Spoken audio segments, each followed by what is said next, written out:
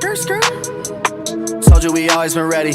I don't need people that's petty, that weigh on me heavy while I'm being steady. I need a record with Felly. We get it bouncing like Betty's, I feel like I'm Nelly. Don't bring the beef like a deli, it's leave on that levy. No sleeping on me like I'm Freddy.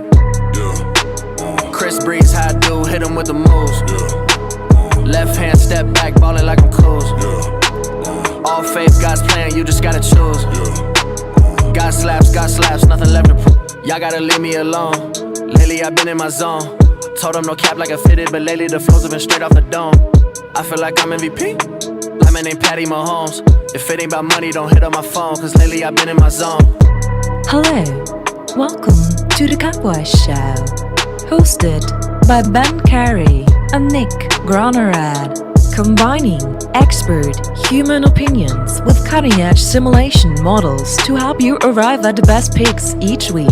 Inside Edge Community. 5, 4, 3, 2, 1. What's going on, everyone? Welcome to today's stream. As you can tell, it is just me today. Ben is busy doing some stuff. So I'm here by myself. I am also extremely whitewashed right now. The sun is glaring through this window up here, through the shades, through the blinds, and turning me into Casper the Ghost. And there's nothing I can do about it. So that just is what it is. That's all I can say. So with no, I don't think Ben's in the doghouse. Ben is doing stuff with his fiance today. So maybe he's in the doghouse. I don't know. You're gonna have to ask him. But with it just being me, I always like to say thank you guys for being here and keeping me company. And let's keep the communication up. Since I can't converse with Ben, I'm gonna do my best to be talking with the chat the entire time. So let me know what you guys are on, where you guys are at with these games, and I will use you guys as the conversation. What's up, Saucy? Haven't seen you in a while. Hope all is well. Saw you in the MMA chat yesterday in our Discord. Yeah, the thing did in fact hit corner. I spent a Friday night 1 week manually programming like exactly what pixel to pixel it moved to at what speed, just to ensure that it hit the corner so it could bounce out like that. So I'm happy with the way it turned out. The intro's pretty fire. What's up, Nolan? Says, please say Rams and Bills, LOL. We will have to see. What's up, Juju? How's it going? What's up, Jay Hurley? First time chat. W. Welcome. Pick 6 says, ready for more. AJ Brown smacked yesterday. Yeah, AJ Brown smacked yesterday. And the Aaron Rodgers passing under that I was on yesterday also smacked. So hopefully we can smack a couple more today. What's up, Hill Daddy? Let's have a great day today. What's up, Sports Better? How's it going? What's up, Naughty? Do my best to talk sense then. Yeah, sense or nonsense. I'm down for it all. What's up, Josh? What's up, Shackton? Says Cameron Brate over 16.5 receiving yards. We'll certainly touch on that when we hit the receiving prop market. What is up, Rampage? Says, I need the model to be wrong. I've got the Rams. It seems like today the kind of popular consensus is that it's going to be a dog day. Seeing a lot of people on the Rams, a lot of people on the Bills. D. Lubarov says, how do I get in the Discord? There you go. There is a link. ! Discord. Throws up a link to the Discord. So you and anyone else can join up with that right now if you want. What's up, Larry? And Nadi says, I got Jimmy G under passing yards and under passing attempts yesterday. And Jimmy G hit like under everything. And the Niners still somehow won. And Jay Hurley says, Cooper Kupp anytime touchdown and Tyreek over yards. So we'll see. We will see. We will get through picks and props for both of the games today. For anybody who is new to the streams, who hasn't seen the picks and props kind of 1, 2, 3 game segments. How it's going to work is we're going to start out with the first game, the Rams and the Bucs. I'm going to talk a little bit about the game, see where I'm at, see where the model's at as far as spread and total leans for the game. And then we are going to dive into the player prop market. We're going to start with passing props. Then we're going to go to rushing props. Then we're going to go to receiving props. Then we're going to take a quick peek at the touchdown market, which is something I usually hate, but people like it, so we'll look at it anyways. And to go along with all of that, we have model-driven player prop projections for a ton of players and plus touchdown props for the model. And then once that's wrapped up, we will wrap back around to game number 2, the Bills and the Chiefs. So with all of that out of the way, let's go ahead and hop into this first game.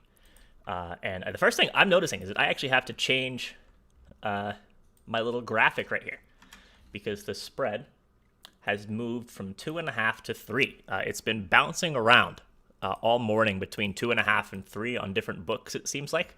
But the Tampa Bay Buccaneers at home in this game are 3-point favorites, and the over-under is set at 48.5. And yeah, pick sixes. Maybe we can finally get some offensive touchdowns today. I think Ben said in the Discord earlier today that Ryan Tannehill was actually the only quarterback who threw a touchdown pass yesterday, which is just absolutely insane to me, personally. I would expect some more today, but then again, on a day that had Burrow, Tannehill, Rodgers, Garoppolo, I mean, a couple of those guys aren't so exciting, but I would have expected more than one passing touchdown.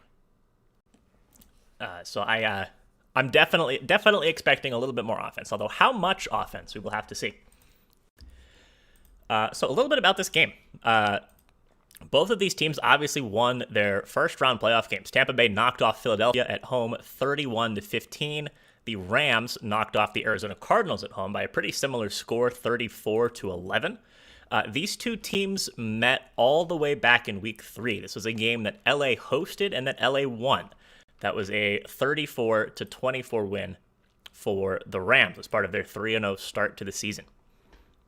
Couple key players, though, from that game are missing, especially on the side of the Buccaneers. The Buccaneers have been pretty banged up recently, plus whatever you call Antonio Brown.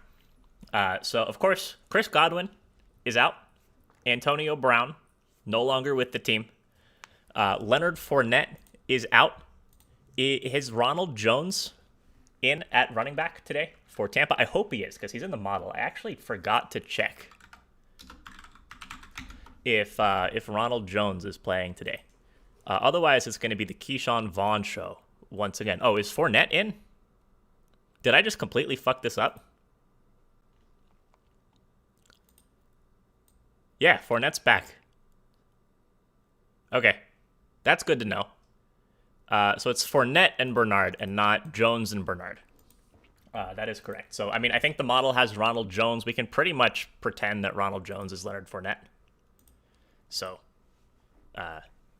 yeah. So the model, you guys are right. Fournette did get activated. Thank you. The model has Tampa Bay winning this game and actually covering this game by just a tiny margin. I've got Tampa Bay 27.11, LA 23.88. So we're looking at kind of like basically a 27-24 type of game. And I think that score makes a lot of sense. I really do. I think this is going to be a tight game. I think Tampa's probably got the edge. I think Tampa's being a little bit undervalued by the public. I think if this was still sitting at 2.5, I would feel pretty comfortable leaning Tampa.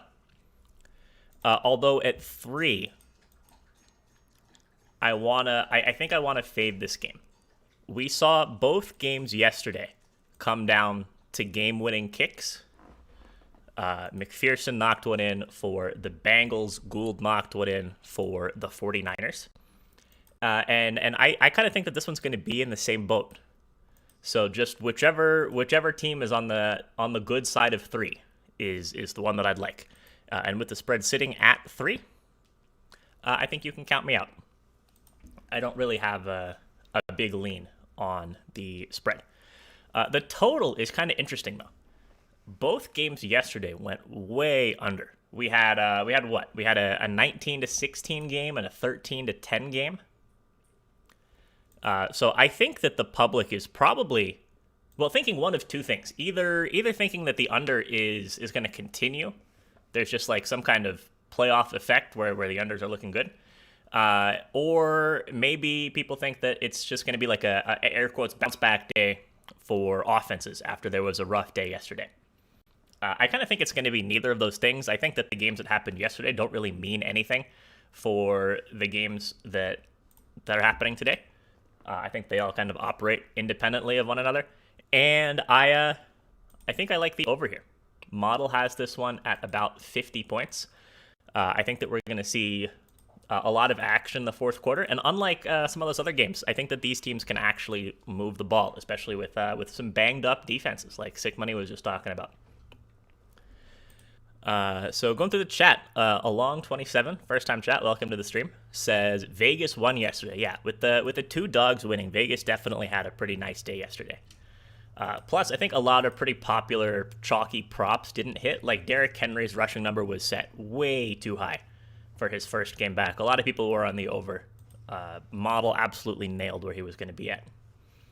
And then I know Devontae Adams to like score a touchdown was another pretty big one. Saucy says, my shorty won last night. Hopefully that means you won too. Yeah, Pick Six basically right on the spread. Sick Money says, I think the Rams defense versus the banged up Bucs line is the difference today. Yeah, we will have to see. The injuries on Tampa are definitely a concern. Definitely a concern. I think at 3 I'm staying away. I want the Rams to win. I don't want Tom Brady to win. That's kind of what my heart is telling me. Not that I have anything really against the Bucs. It's just boring, in my opinion, to see Tom Brady win every year. I'm always a root for the underdog type of guy.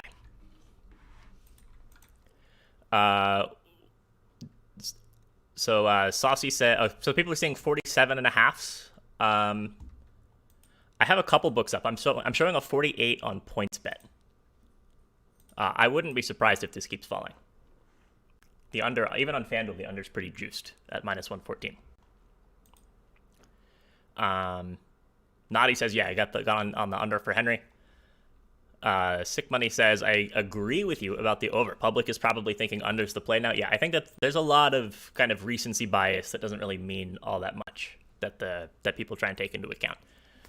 Saucy says, Rams over 2 sacks. I have absolutely no idea what's going to happen sack-wise. And Wave the Wheat, first-time chat, says, does your model show interceptions? For quarterbacks, it shows how many interceptions they get. It doesn't show anything about which defensive players get the interceptions. So speaking of quarterbacks and interceptions, I think now is a pretty reasonable time to hop into the player prop market for this game. Oh, and let me throw up the over as my lean here. So 2 quarterbacks in this game. We have Tom Brady, passing yards set at over under 289.5, and we have Matthew Stafford set at over under 263.5. So the model has both of these guys going a little bit under. I have Brady under by 7 yards or so, which is really nothing in the grand scheme of things, and Stafford under by about 15 yards, which is a little bit more, but still not any kind of crazy gap or margin. So the first time these two teams played this year, both quarterbacks had an amazing day. Tom Brady went 41 of 55 for 432 yards. And Matthew Stafford went 27 of 38 for 343 yards and 4 touchdowns. So both QBs had a good game, which honestly I think is not so surprising because both of these teams have extremely good run defenses. It is hard to run the ball against the Bucs, and it is hard to run the ball against the Rams. So the air, despite the fact that both of these teams have well, I mean, at least the Rams have some good corners. The Bucs kind of but the passing game is the way to beat these teams. Scrunch just said Stafford seems low to me.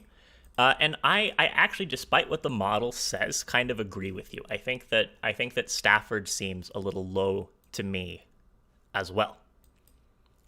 And again, the reason for that is just the fact that you're not going to be able to run the ball on the Bucs. So in that game that these two teams played earlier this year, the Rams gave Sony Michel, who was the number one back for that game, 20 carries, and he only got 67 yards. That's like just a little bit better than 3 yards per carry, which is not good. And comparing that to the success that Stafford had through the air, I think Sean McVay is not stupid. People say a lot of things about Sean McVay. I don't think he's stupid. I think he learned from that game. He knows that the air is the way to go. So I agree with Larry, and despite what the model says, I do think that Stafford over could be a potential look. Although with Stafford, I actually think that an attempts or completions number might be an even better look. Again, with the run game being a bit of a question mark, what you can see a lot of times is you can see a short passing game. You can see a short passing game kind of take the place of a lot of run plays. And what that does is it really boosts up attempts and completions without boosting up the yards. So for Stafford, his attempts is at his completions is at 24.5, and his attempts is at 36.5. And I think that these are the better spots personally. I like the Stafford 36.5 attempts, and I like the Stafford 24.5 completions. Probably the attempts the most, actually. And I think for Stafford, that's my favorite play. As far as Brady is concerned, it's a little hard to know what to expect that they're going to do with Fournette, since he was kind of surprisingly activated off of IR.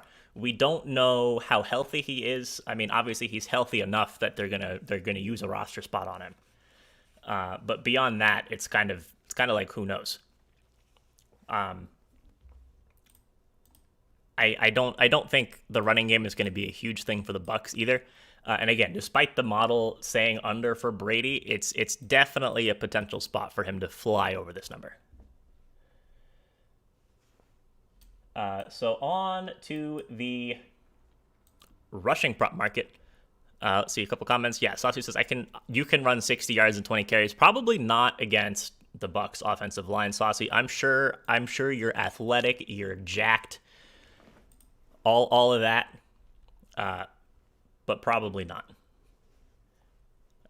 Pick six. Bucs pass defense versus run defense is crazy, and how different the rankings were. Yeah, I mean, and just looking at the raw stats, the per play stats even, it's not even a function of the Bucs winning all the time. So the run D is good. I mean, the run D is just so good that people have to pass the ball. Larry says he likes both. Naughty says, I think he was meant to be activated last week, but they let him rest a little longer. Got it. Okay, so that might make it seem like he's a little bit more healthy as opposed to less healthy. And Josh says, would you play Stafford over 37.5 attempts? I would probably say yes. That's probably the upper limit, though. I think with these attempts, every additional attempt really is, it's harder to get to, just because it's like so many more plays that you need to be running. So I think the 36.5 looks a lot better. A 35.5 I would be in love with. And I think 37.5 is kind of my upper limit for Stafford attempts. All right. So in the rushing yards market, and this is going to be completely fucked for the Bucs, just FYI, because both running backs that I have in here are not playing, and both running backs that are playing for the Bucs are not in the model. As far as the game level score is concerned, it's not really going to make all that much of a difference. Kind of mediocre running backs aren't anything that has all that much of an impact on model final scores, just because, I mean, that's what the model thinks of running backs. But it'll be a little bit useless for their prop markets. So I'm actually going to just completely take the Bucs off for the time being and look at the Rams. So we have Cam Akers over under 48.5, Tom Brady at 1.5, Matt Stafford at 2.5, and Leonard Fournette at 49.5. So just like Big Jer said in the chat, Cam Akers under on rushing is his favorite play. I also really like the Cam Akers rushing under. So Ben and I had a little bit of an argument on a friendly argument, but an argument on stream about Cam Akers last week. And Cam Akers looked healthy. He got some workload. He smashed his over 26.5. He finished with how many yards last week? Cam Akers finished with a stat line of 17 carries for 55 yards last week against the Cardinals. So I think people are looking at that. They see 17 carries, they see 55 yards, and they see this number set at 48.5, and that number's just too high. He split carries 50-50 with, or more or less 50-50 with Sony Michel last week. And I think that against this Bucs run D, that is just so good. That's not enough carries to hit this without like a big play. So I think if you do like Akers to have a good day today, as much as I hate these, I do think that the longest rush is the way to approach it. That's sitting at 12.5 for Cam Akers. In recent weeks, they have given up some big plays to backs.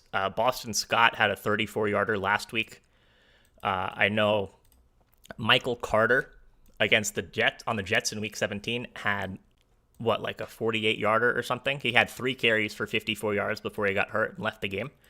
But aside from guys who have that one big explosive run, guys who just get volume in ground and pound type of situations, also just they don't get up to this number against the Bucs, even with pretty decent volume. So I think that combined with just the lack of success that the Rams had on the ground last time out against the Bucs, again that was 20 carries for 67 yards for Sony Michel. I think that this goes under. I don't think Akers hits 10 attempts. I think he finishes probably more around 35 to 40.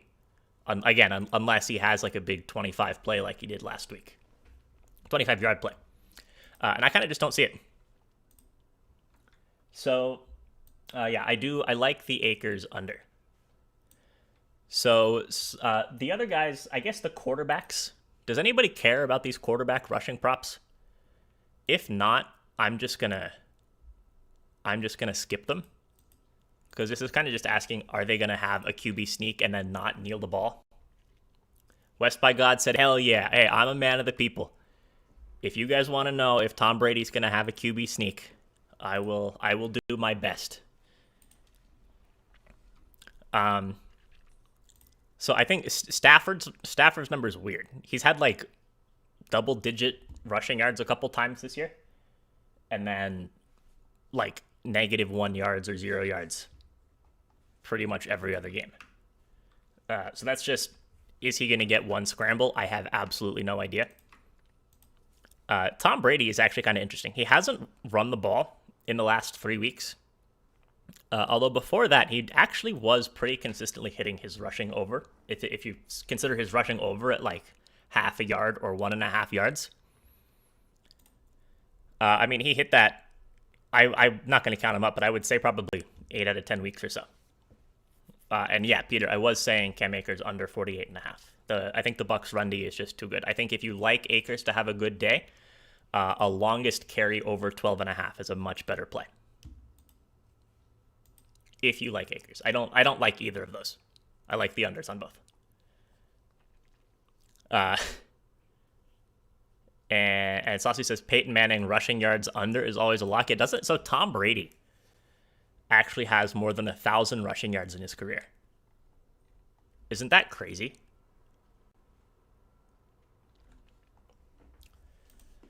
Let's see. So Clarence says it seems like Tom only runs in bigger and close games. Yeah, I mean he's old. He's like the 4th and 1 QB sneak master.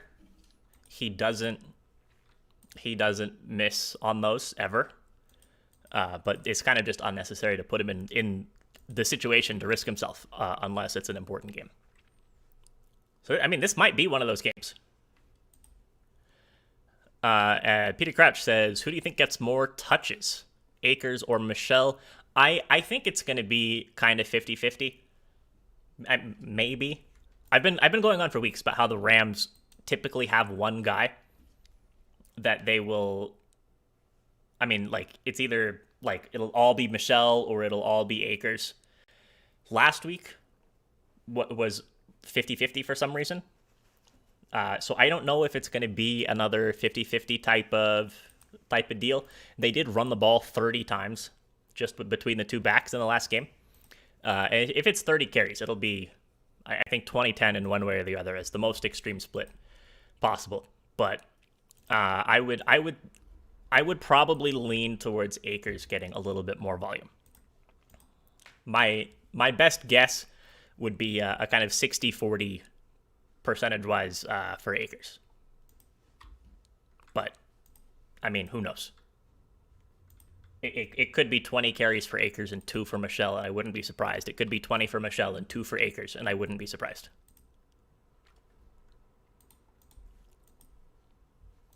Has anybody checked the weather, says Nadi. I haven't checked this morning. If anybody wants to throw a quick weather report in the chat, let me know. I will read it out. But in the time being, again, I'm going to skip Fournette's rushing number just because I fucked the model up for Tampa Bay running back, so I don't have a reference point for that.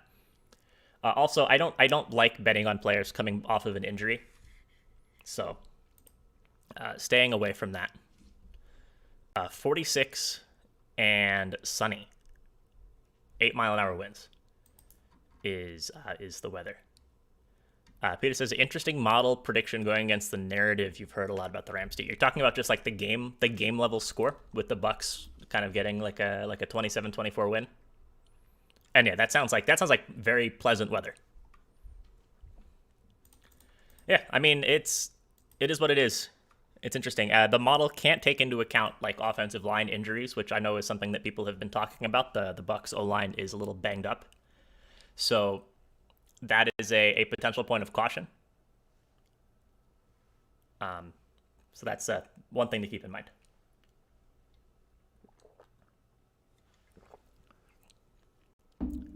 Quick coffee break. All right.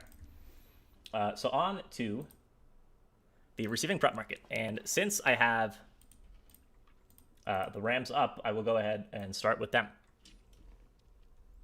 So, okay, Tristan Wirfs is out. That is pretty big for the Bucs. In a not so good way. So starting with the Rams, we have Cooper Kupp over under 99.5 receiving yards. Odell Beckham Jr. over under 47.5. We have Van Jefferson over under 35.5.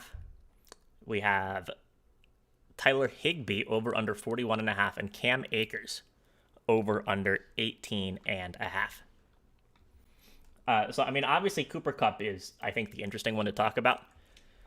The model was kind of down on Kupp last week, and that turned out to be the correct decision. Kupp's number was in the high 90s, and he finished, I want to say, somewhere in the 60s last week, if I remember correctly. Yeah, Kupp had 5 catches for 61 yards. I mean, a lot of that was just due to the fact that the Rams didn't need to throw the ball. I mean, they ran the ball 38 times between Michelle and Akers and Jake Funk and Matt Stafford, who even had 6 carries, and only threw the ball 17 times. So on 17 pass attempts, 5 catches for 61 yards is a lot. And I'm definitely thinking that the Rams might be in the business of throwing the ball a little bit more today. So despite the model being a little bit down on Cooper Kupp. I think he's definitely going to finish with more than 74 yards today. I still don't know if 99 is the right number to take an over on, though. I would probably fade Kupp. Gun to my head, I ask you to take the gun away from my head and don't make a pick here. That's how I feel about it. I don't know if that's an appropriate answer or not, but that's where I'm at. Probably gun to my head and they say no to taking the gun away from my head. I would say under for Kupp, but okay, gun's been put away. Thanks, Nadi. Appreciate that. I'm in the clear. Just ask nicely. Just say please, and all the bad things in your life will go away. Right? That's how it works.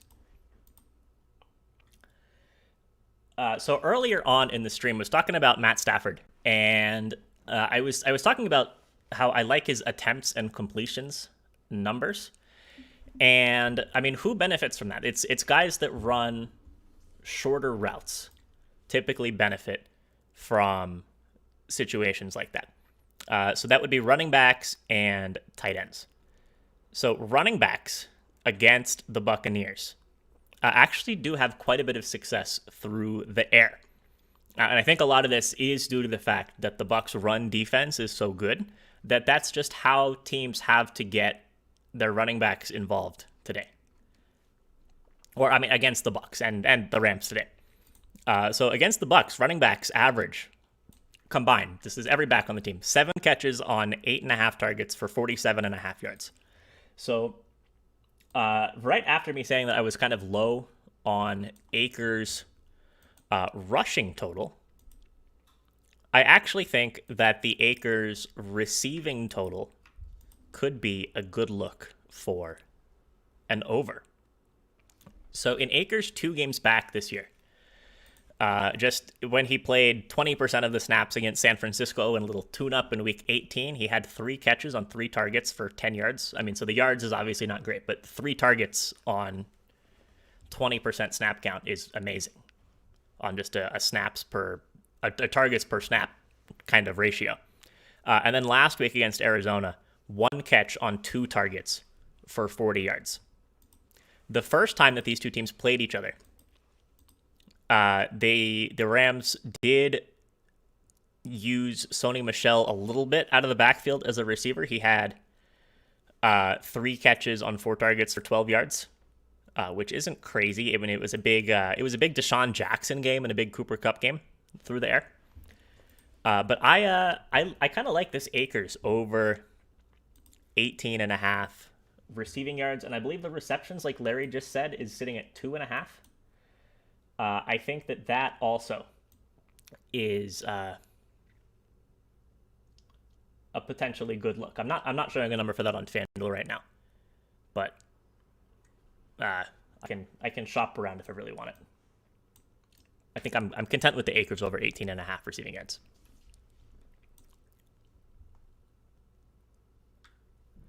So a couple things from the chat. Yeah, so Larry just said the numbers for him. Pick 6 says, does the model factor in a Ramsey potential shadow? No, it does not. No individual defensive players are taken into account. DraftKings has it. Yeah, trying to avoid using DraftKings on the stream. They have had a couple, shall we say, PR snafus recently. So we'd like to try and stick with other books who treat their customers a little bit better. We're not getting paid by any books to have their lines up, so it's just purely it's a little moral ground hill that we're gonna start to be willing to die on. And Puppy Toots says the Akers longest moved up. Did it move up or down by 2 yards?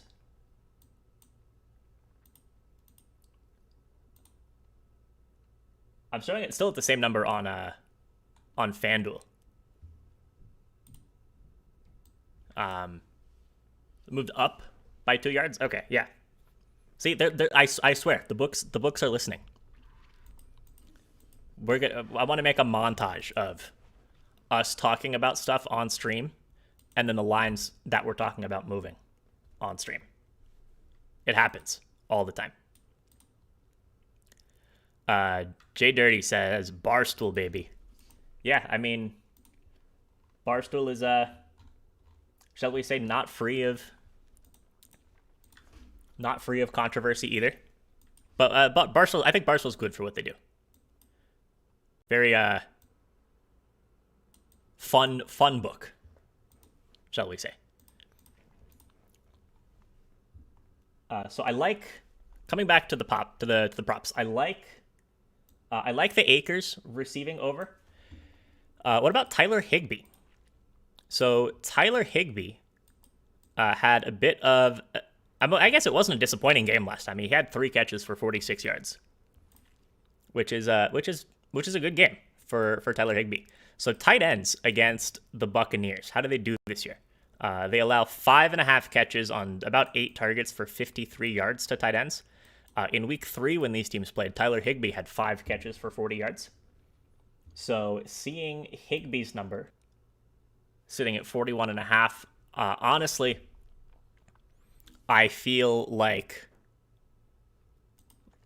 I feel like that number is kind of right where it should be. I don't think we're seeing a whole lot of value on Higbee anymore, like we were earlier in the year, where he was getting numbers in the mid-20s. What's up, Shrimp Bayless? Says, Nick, let's say I got a gun to my head and you got to throw $300 on one play to save your life. I'll answer that question for this game in a couple minutes. I'm going to run through the Bucs receiving props real quick, take a quick peek at the touchdown prop market, and then I will answer that question. So, speaking of the Bucs, here is where we're at. So I think it's really interesting.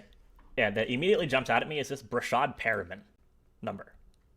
Tons of volume for Perriman,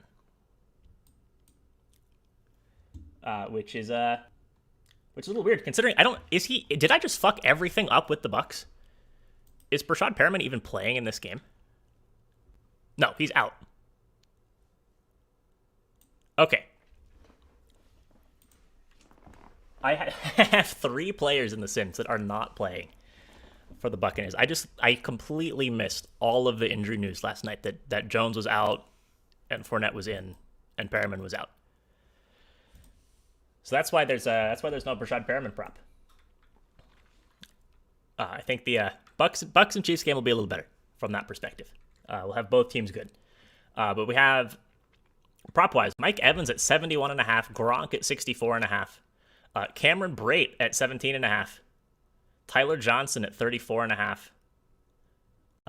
and that's it for the Bucs. So let's see, where are we at? So how do teams distribute the ball through the air against the Rams? Running backs combined for about 5 catches for 35 yards, which is not a whole lot. Wide receiver average 14 catches for 168 yards against the Rams, and tight ends average 5 catches for 50 yards against the Rams. And in week 3, both tight ends that the Bucs feature had pretty nice games against the Rams. Again, this is a game that Tom Brady threw for more than 400 yards in, so everybody had a good game. But Gronk had 4 catches for 55. Brate had 4 catches for 35. Actually, so somebody way back at the beginning of the stream, let me see if I can see who it was. It was Shackton. I don't know if Shackton is still here. I don't think he said anything since. But was talking about Cameron Brate at 18.5 receiving yards. And I think that this is a kind of sneaky, interesting play. I'm actually showing this at 17.5 on FanDuel, which is even better. So I really do kind of think it's going to be a day for secondary receivers for the Bucs. I think that Jalen Ramsey will be on Mike Evans' duty, especially with no Godwin and no AB. I mean, Mike Evans is really far and away the best guy the Bucs have on the outside. And then I think a lot of focus is going to be also on Gronk on the inside, exactly like Shackton just said. So I think it's a good day for secondary receivers to step up. So is that going to be Cameron Brate? Is that going to be Tyler Johnson? It could be. I think that both of these numbers are pretty good. Tyler Johnson at 34.5 just scares me on just a very innate level. He doesn't feel like a guy who's ever a good bet to get that many yards, but then again, with the way that their receiving core is so injured, it's definitely possible for Tyler Johnson to be up there. I think he's hit that number 4 times this year, including only once in these last couple of weeks with no Godwin and no AB. So I endorse the Cameron Brate play. I like that one quite a bit. So just a very, very, very quick look at the touchdown market because people like this. Let me get both teams up. So the model's number 1 touchdown guy in this game, probably not so surprisingly, is Cooper Kupp. Cooper Kupp is also the most expensive guy to buy in the market. Again, we could probably just ignore everything on the Bucs because it's so fucked with all the players that are playing that I don't have in the model. But I mean, Cooper Kupp could be a pretty interesting look at -120. I actually don't hate the value, if I'm being completely honest. I think Kupp is a good option, and if I had to say a guy on the Buccaneers, I think Cameron Brate, again sitting at +500. I think that looks like a pretty nice value if you're looking for a deeper shot touchdown prop. So let's see a couple things from the chat. So Shrimp's got it says, I love the Rams, but I'm going to fade myself and take the Bucs. Yeah, I have no clue what's happening spread wise in this game. I think it's going to come down to a field goal either way. Naughty says, guys, we need to stop with the guns in case someone gets accidentally shot. Could not agree more. I started that. My bad. We're a safe stream. Nobody's going to get harmed. Never faded Brady in the postseason. This game is sus. Yeah. Shrimp's got a $300 free bet for the handicapper I cop from. Oh, waiting for the handicapper I cop from to put out his place. We're all unit hunting. Yeah. So I think I think this is going to be an interesting game. So we had a couple boost questions. What do you think of the FanDuel boost at +350 of Brady and Stafford 1+ touchdown each half? I don't like that. Is it like 1 touchdown each for each half? Or is it them to combine for 1 or more touchdowns in each half? Because that makes a huge difference. If it's, I'm assuming it's Brady to have a first half and second half touchdown, and Stafford to have a first half and second half touchdown, and passing touchdown. I don't like that. I think it's too many passing touchdowns that need to happen in too many specific time windows. Is my take. I don't like +350 for that. Del Juju says Odell first touchdown score. Yeah, I mean Odell gets a ton of goal line looks. He's another really good option. Garrett says Fournette. Yeah, I mean I don't really want to deal with Fournette coming off the injury. I'm assuming he's going to get a pretty high workload, but effectiveness, I don't know. I don't have a lot of confidence in him. Long Beach says, can I ask for NCAA model stuff? Yes.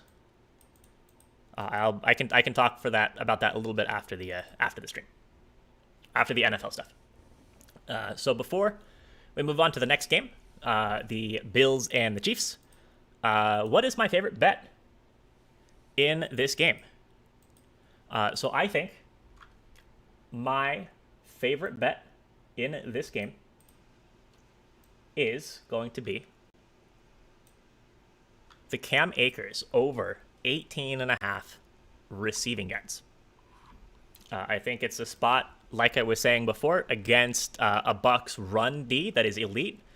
that Akers and Michelle both are not going to have a lot of success on the ground, and in order for the Rams to kind of get those guys the ball, it's going to have to be through the passing game. The Bucs, I think, just schematically, as part of being so good against the run, also are comfortable allowing some passes to running backs, as we've seen in the stats against them this year. To repeat those, running backs against the Bucs averaging 7 catches for 47.5 yards. So I think that Akers, with the volume that he had last week, looks healthy, and I think that this 18.5 number looks like a pretty good value. So that is my favorite play for this game. Alrighty, on to game number 2. We have the Buffalo Bills. We have the Kansas City Chiefs. Feels rushed. Yeah, that was hella rushed. I need tempo, I need pace, and to stop rushing. What's up, not a stock guy? That's a meme from the Book It Sports streams for anybody who does not tune into those. I'm assuming most people do, but there's probably a few people who don't. So I'm gonna take a quick sip of coffee before moving on.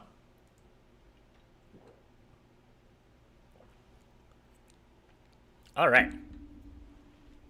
So game number 2. Let me get the right team selected over here.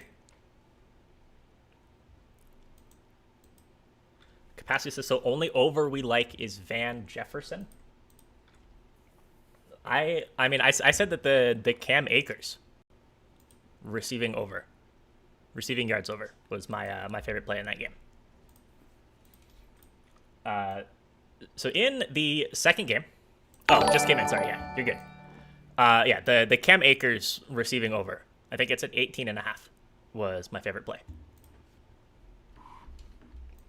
A runner-up for me would be Stafford over 35.5 attempts.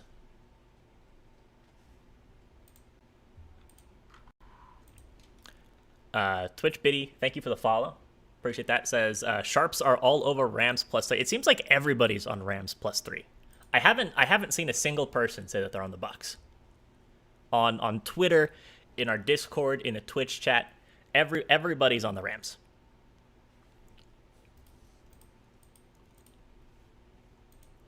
I don't know if that means that the Rams are a good bet or a bad bet, but seems like everybody's on the Rams.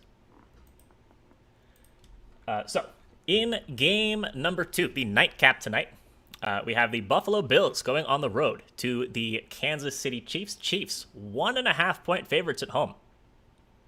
Over under in this game set at 54. Nani needs to go get some coffee.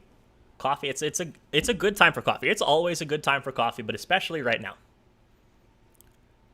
Chalk Eater says Bucs are going to win. Hill Daddy says Bucs are going to win.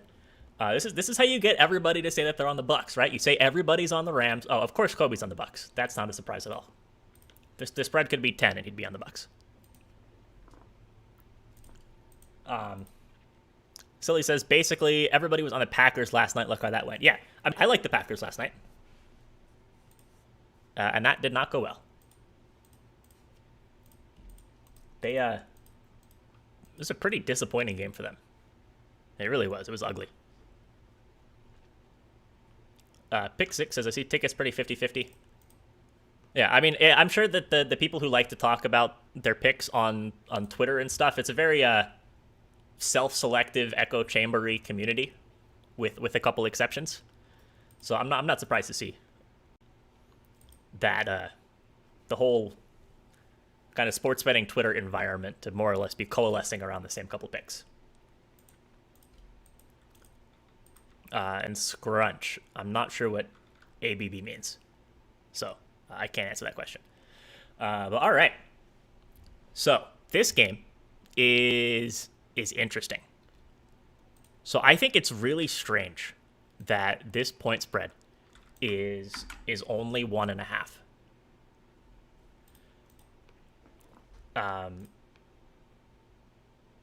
It just at that I'm gonna be completely honest. 1.5 feels too low for this game.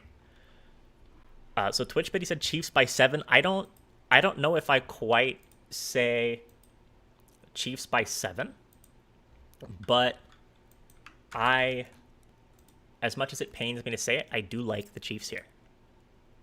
So the model has the Chiefs taking this game 27.07 to 21.41. And that's a 5.66 point victory for the Kansas City Chiefs. I think that Vegas, or maybe not even Vegas directly, but the public, the betting public at large, loves to overreact to Buffalo. Buffalo was a big darling sleeper team coming into the year, and then they lost to Pittsburgh in week 1. And what happened? They were a great value against the spread for the next couple of weeks. And then in the midseason, I forget exactly who it was against, but they lost. Oh, it was against the Jags, I think, right? They lost a shitty game against the Jags, like 9-6 or something. And then everybody soured on them and said, "Oh, the Bills are frauds." And then they were a great value against the spread for a little while after that again. And now what happens? The Bills play one good game against the Patriots. And now suddenly they're like the best team in the league. So, public loves to overreact to the Bills, for better and for worse.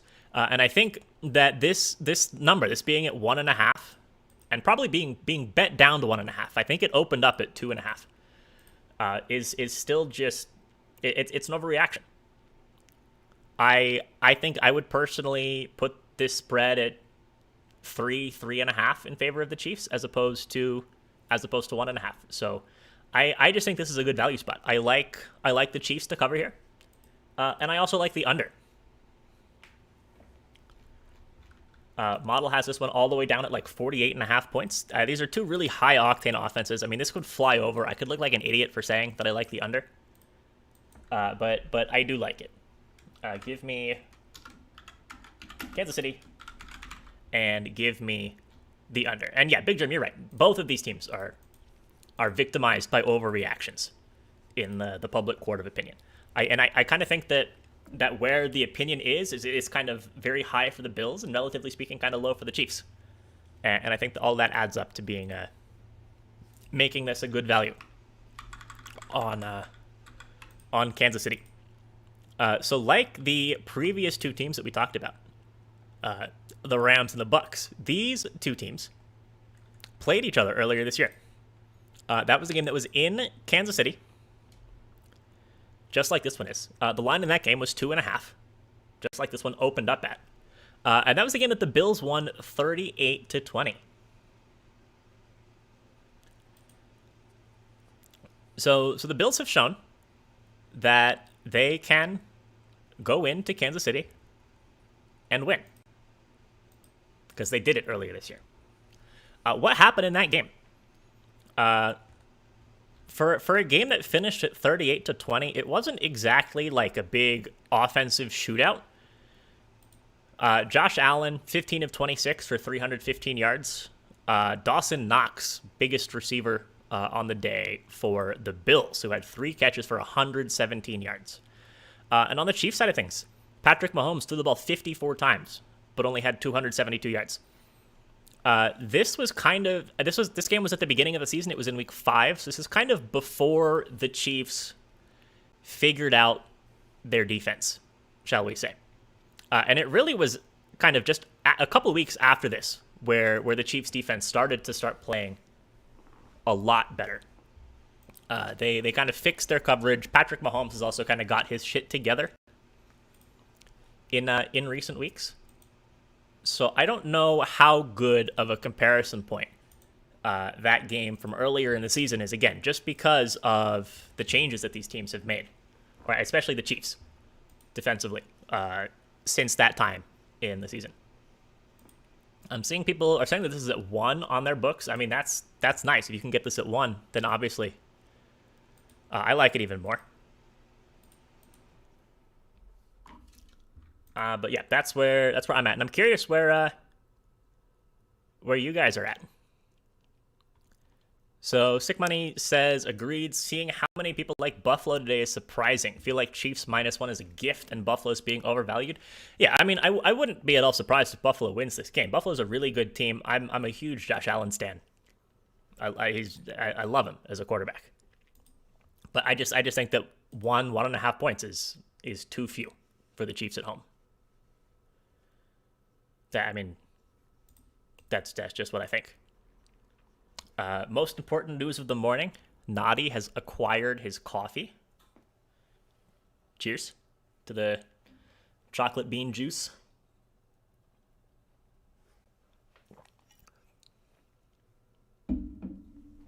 Guess I should say chocolatey because it's not actually chocolate. Shrimp Bayless likes the Bills. Yeah, both teams are overvalued. That is true. Just feel like the Bills have had this game circled for the past 365 days. Maybe they have. Maybe they knew it was inevitable that they were going to run into the Chiefs in the playoffs. All right.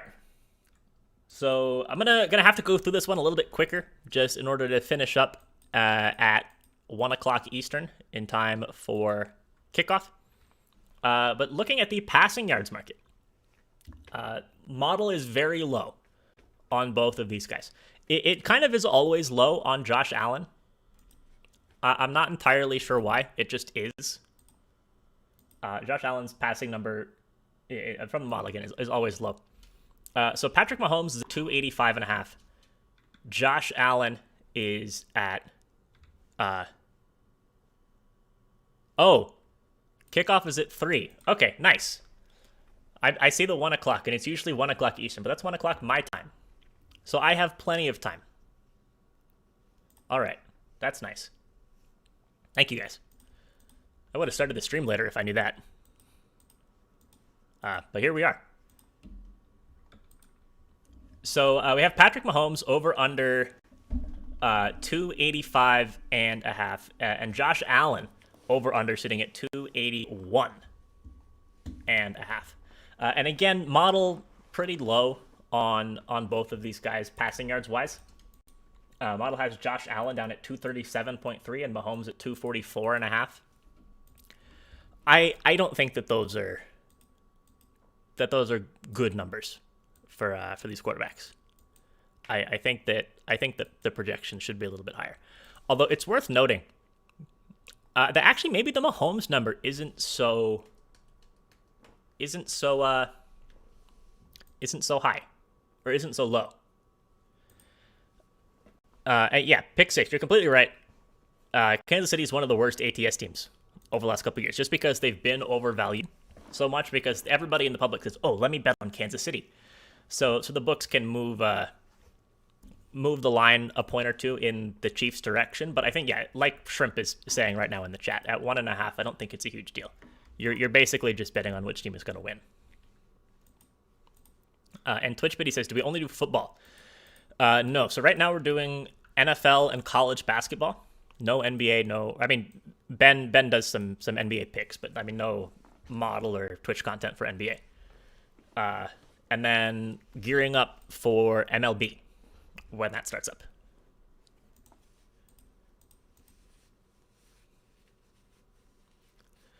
TDP, yes, I will actually. Yeah, let me go find that right now. This is good.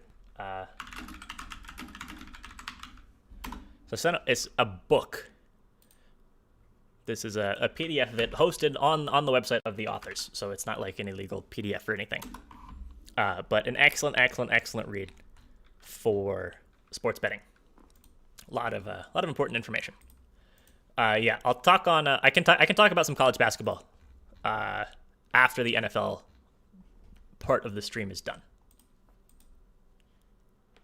Yeah, pick 6. We have MLB model that works at like the player level the same way that NFL does. Let's see, where were we? Oh yeah. So this Patrick Mahomes is interesting. So he's sitting at 285.5 with his Vegas number. Model has him all the way down at 244.5. That's under by more than 40 yards. But what's interesting is quarterbacks just don't throw for a lot of yards against the Bills. The Bills have a good secondary. And, I mean, maybe part of this is because they typically play from ahead, but... Well, actually, no, because playing from ahead, you'd expect more passing volume. I think a lot of it is because the Bills do a good job at chewing clock. So quarterbacks who have gone over 285.5 this year against Kansas City. The Jets, their two quarterbacks combined, Mike White and Joe Flacco. I think White started the game and got hurt towards the end. Or maybe it was Flacco who started and got hurt early on, but I think it was the other way around. The two of them combined for 298 against the Bills in Week 10. Tom Brady threw for 363 in Week 14. And that's it. Those are the only two quarterbacks that have gone over 285.5 against the Bills this year. Patrick Mahomes, again, the first time that these teams played. 33 completions, 54 attempts, but only 272 yards. That's the third most passing yards a team has had against the Bills. So I probably actually lean with the under for Patrick Mahomes passing yards, as uncomfortable of a thing as that may sound. But I think that 285.5 is too high. That's just my take on it. On the Josh Allen side of things, how do quarterbacks perform against the Chiefs? So his number is at 281.5. Average against the Chiefs is 258. We have seen quite a few more quarterbacks go over this number, but they were predominantly early on in the year. So in weeks 1 through 5, we saw 4 quarterbacks either hit this number or lose it on the hook. That was Baker Mayfield threw for 321, Justin Herbert threw for 281, Jalen Hurts for 387, and Josh Allen for 315. But since then, since week 5, so again, that Bills-Chiefs game was kind of a turning point for the Chiefs defense. The number of quarterbacks who have gone over this number is 1, and that was Joe Burrow. Yeah, when he threw for 446 back in week 17. So if we're just looking at the defenses, both of these passing yard numbers are higher than what the defenses have typically been allowing. So from that perspective, I kind of like the under. It contradicts, I would say, a little bit with the... Oh, no, actually, it doesn't contradict, because I like the under here, not the over. So yeah, I like the under. I think the defenses are going to step up a little bit. Sorry, I'm getting confused between the two games. But yeah. I honestly would probably lean under on both of these guys' passing yards. I think that the backs could be in for some good games, and I think that we could be in for some more short passes as opposed to a shootout type of game. If you want overs for these quarterbacks, I'd probably be more inclined to look at attempts and completions as opposed to yards. So moving on to the rushing yard prop market, we've got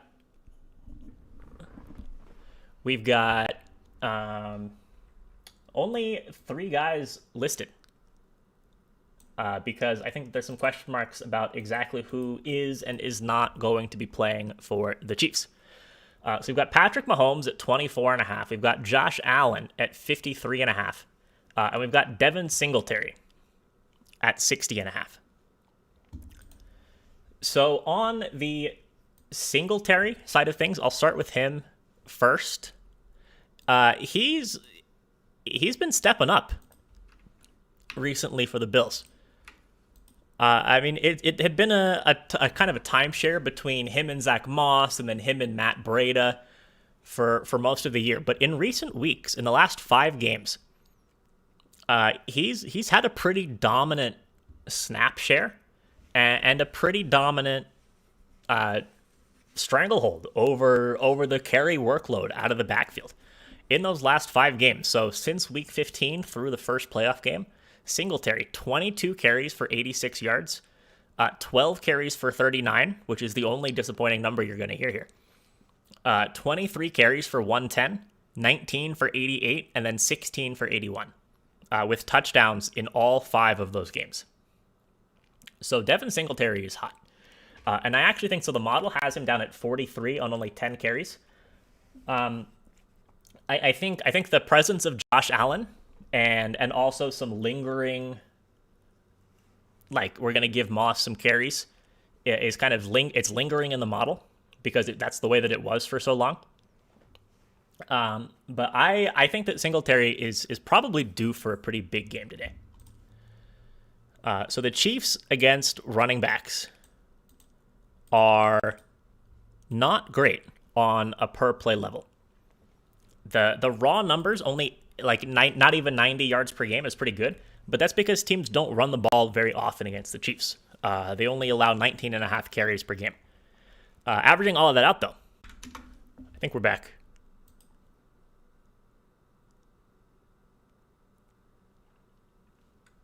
Are we back? I got a little ding in my ear. And then there's a stream has disconnected. All right, are we good? I can see myself on the other screen. All right, yeah.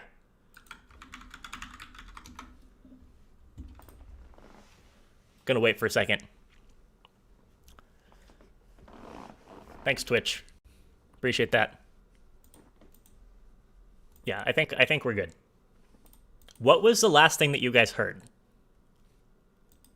before we went down for a second? That's the first time that's ever happened since I moved here. So what was the last thing that you guys heard before the stream went down for a second? So I know where to pick back up from.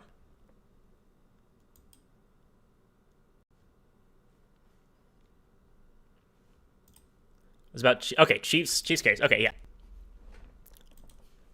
Cam Akers receiving it. Yes, that was my favorite prop in the Rams-Bucs game. The Cam Akers receiving yards over. Okay, yeah. So last thing I was saying before the stream went down for a second was, so Chiefs only allow 19 carries per game, and that's why the raw yardage numbers look pretty good for them. But they allow more than 4.5 yards per carry, 4.57, which is actually the 4th worst in the league on a per carry basis. Yeah, Long Beach. I thought he was saying the stream crashed at Akers receiving yard. Yeah, I mean that would have been bad. That would have been really bad. And Pixix says how to fix a baby gate. Where were we? Heard Mahomes under. Yeah, so I kind of like both quarterback passing unders. And then you missed a little F moment for the stream. Stream went down. But we back. We're talking about Devin Singletary now. So I think the model is underestimating for sure the volume that Singletary is going to get. I think just taking his yards per carry that the model has him at, which is a little bit better than 4, and extrapolating that up maybe towards more like 15 carries, which is more like where I think he's going to be. I think that the 60.5 is a pretty reasonable number for him. I don't necessarily want to go over, but I'm definitely not taking an under for Singletary. I think that Josh Allen, his rushing yards is really interesting. This seems to be kind of the chalk prop of the week, I would say, is Josh Allen rushing yards.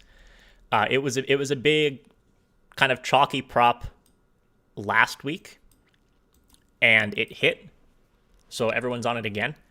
This number is a lot higher than it was last week. It was in the mid-40s, I think, last week. Maybe like, if anybody remembers exactly what it was at, let me know. But I think that Josh Allen was at, say, like 44.5 or 46.5 last week. So this number's high. This is a really high number at 53.5 for Josh Allen.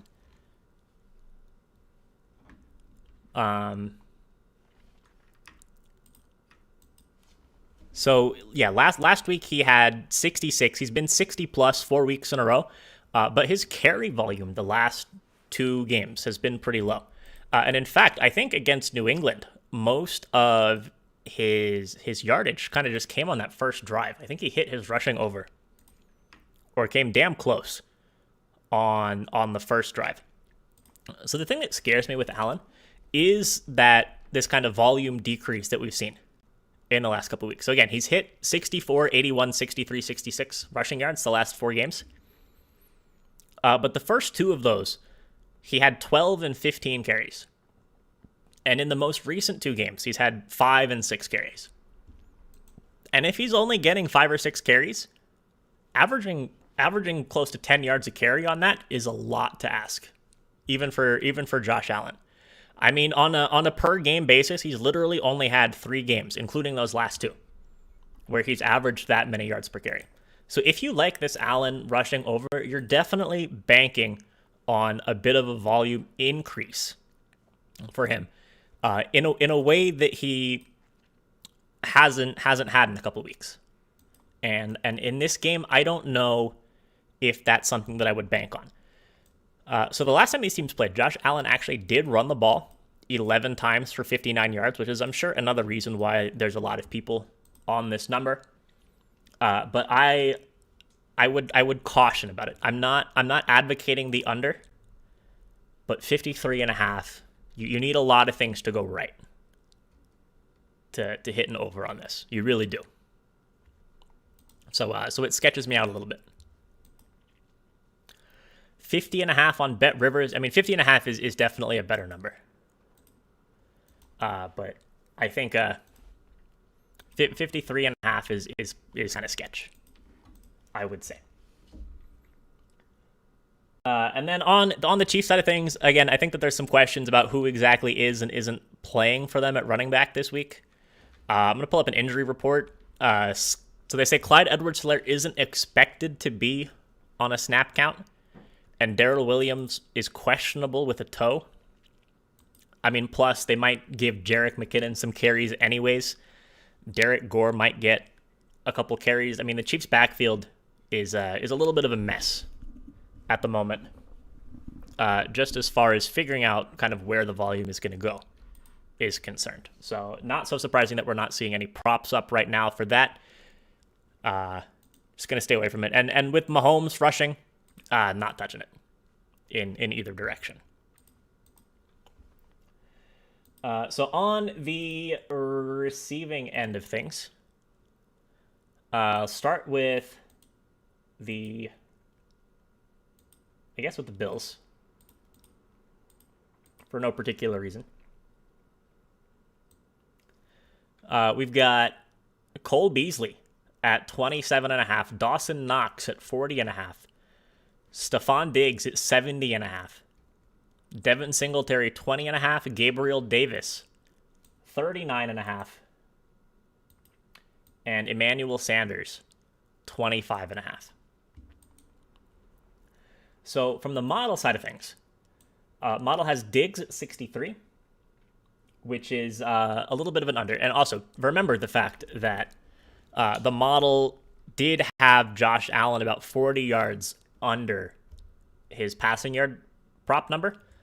So we should expect correspondingly a lot of unders on the receiving side of things.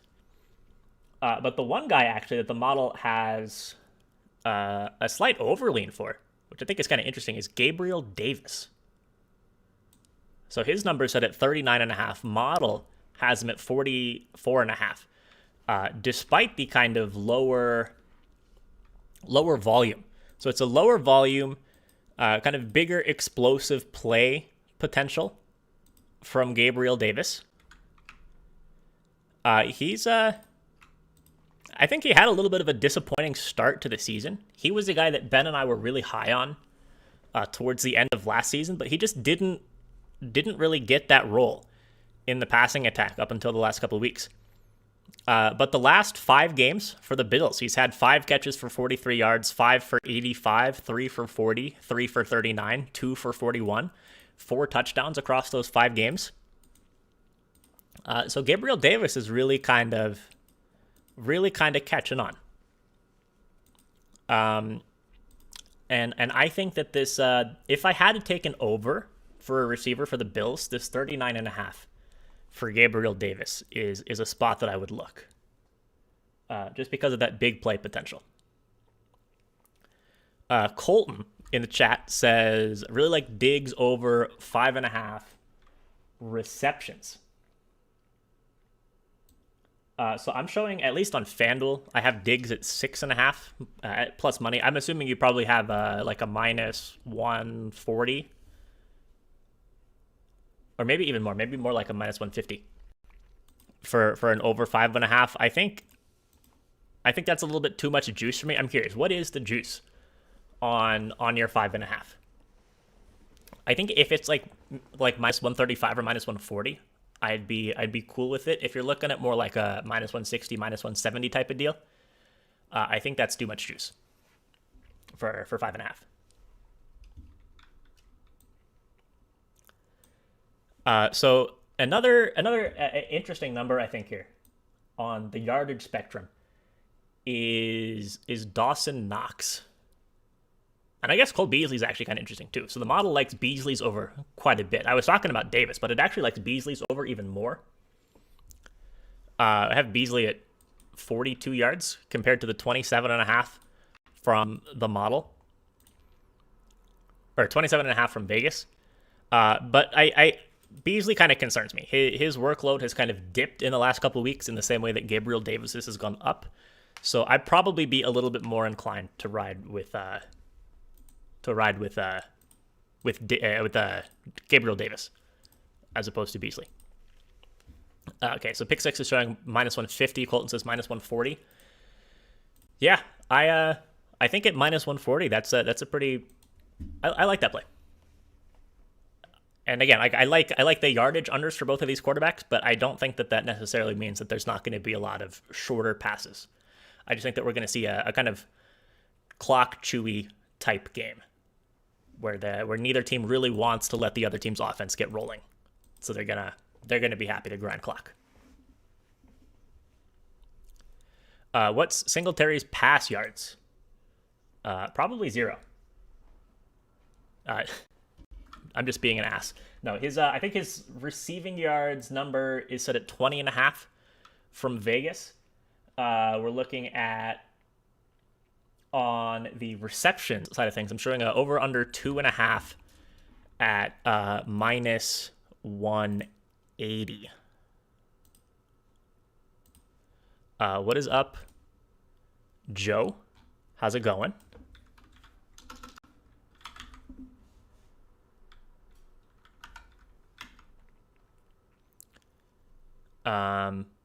Yeah, no, I was just being a dick. Hold on, give me 1 second. I need to look at something real quick.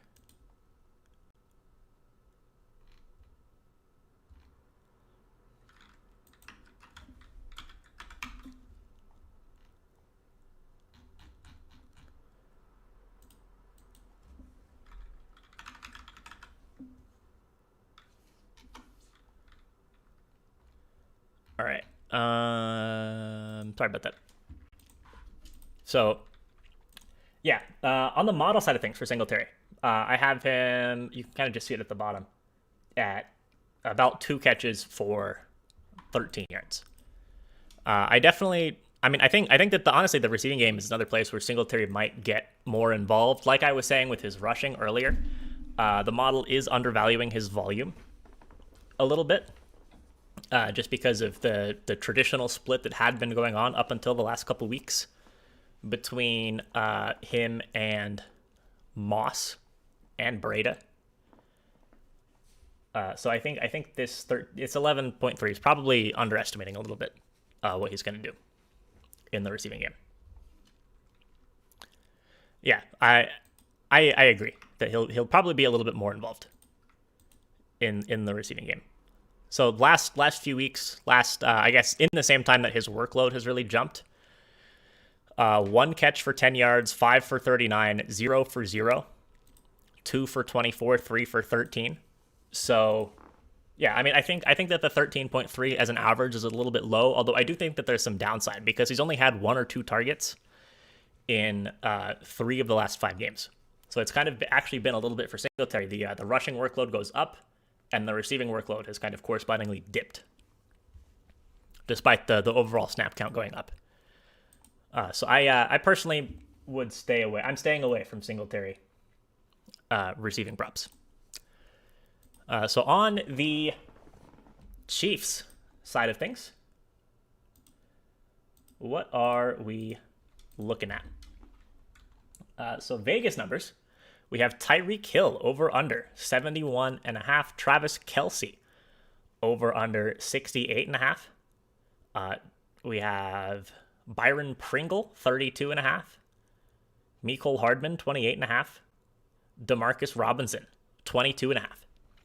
And again, just like I was saying with the Bills, because the model has Patrick Mahomes at like 40 yards under his passing yards number, I think we're going to see a lot of under leans, especially on the top end guys from the model for receiving yardage numbers as well. So Tyreek Hill and Travis Kelce are kind of the 2 most interesting ones, I would say, because I mean they're the 2 best players on the receiving end of the passing game for the Chiefs. So Hill again 71.5, Kelce is at 68.5, and I just think that both of those are 10 yards too high. Kind of like what the model is saying. Do I have any particular guy that I want to bet an under on? No, not really. But I think it could be a potentially interesting Nick special spot on the unders. So the Bills do a very good job against tight ends. So they're only averaging 36.5 yards per game to tight ends. And they've only allowed how many guys to hit Kelce's number? The answer to that question is 1. And that was Kyle Pitts, who had 69 in week 17. They've allowed a couple guys in the 50s and 60s, but Pitts is actually the only tight end all year who's gone over 68.5, and he only went over by the hook. Against the Bills this year. What does that mean, though? That means that the Bills, relatively speaking, allow a little bit more through the air to receivers and a little bit more to the air to running backs. Although, again, they just don't allow a lot of passing yards in general, only 182 per game. So every position group is kind of just... I mean, they don't put up a lot of yards against the Bills. So again, definitely a potential Nick special spot. For anybody who isn't familiar with the Nick special, this is some Capwise stream terminology. We had a game last year that we did one of these streams for with the Patriots, and the thinking was just like all of these numbers are a little bit high, so I'm going to bet the unders on literally every single receiving option that I'm offered, and hope to hit on more than half of them. So I think we bet like 5 Patriots receiving unders and hit on 4 of them, and that was the birth of the Nick special. So when I say Nick special, that's what I mean, is betting literally every single receiving under for one team. And pick six, you're completely right. He's not the same as other tight ends. I mean, they did play each other earlier this year though. Kelce put up 6 catches for 57 yards. Zoop. Bob, thank you for the follow. Bucs or Rams? I mean, just straight up, I would probably take the Bucs. But, I mean, I think that 3 is the correct spread. If it's back down to 2.5, I'd consider the Bucs against the spread. But I don't think I'm gonna have any action, money line or spread, on that game. And Peter Crouch, thank you for the follow as well. Appreciate that. Let's see. So some other things from the chat. Naughty. Oh, well, let's see. So Pick Six, first off, said, if you're a Bengals fan, who are you rooting for in this game? I'm on Team Meteor if I'm the Bengals. I don't think that either of these teams are good matchups. I mean, Joe Burrow did just kind of eviscerate Kansas City a couple of weeks ago. So maybe you root for the Chiefs.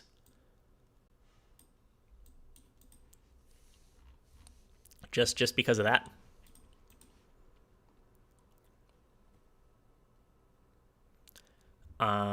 Let's see what else. Nadi says, I like the look of Pringle over. So yeah, let's take a look at some of these other receiving options for the Chiefs that are not the marquee ones. So scrolling down a little bit on the model, we can see that the model has Pringle at about 32, Mecole Hardman at 25, Demarcus Robinson is down here at 18.5. Probably way too much volume for Blake Bell, the number 2 tight end. Although, then again, maybe he doesn't really get a whole lot less target volume than some of these other receivers do. So maybe that's not crazy. Comparing these numbers to what we're seeing at the books, we've got we've got Pringle at 32.5. Model is more in the 31. So I mean that's basically a toss-up. And again, because of how far under some of these other guys are, if you're looking for an over, Pringle's probably a pretty good one to go with. Just because that number is so low, can get it on 2 or 3 catches. We've got Hardman at 28.5. Model's got 25.5. Pretty spot on. Robinson's at 22.5. Model has him at 18.5. And we're not seeing any receiving props for the running backs on the Chiefs, again, because there's a lot of uncertainty about exactly how much Clyde Edwards-Helaire is going to play, if Darrell Williams even is going to play. I mean, and then there's always the Jerick McKinnon threat. So no numbers from there. And Nadi says, think about the Hill under. Been doing overs for him for a while, and they don't hit. Yeah, I mean, the Chiefs are kind of like the Bucs when they had a healthy receiving core. There's always will be one guy who has a big game, and then a lot of other guys who don't. It's how many receiving yards, more or less, all of the big options are going to combine for. But there's one of them will go for 150, and one of them will go for 20, and one will go for 40 or something like that. Let's see, more comments. Yeah, Pick 6 says he isn't the same as other tight ends, but that's a big number for a receiver. Oh yeah, I think I talked about that already.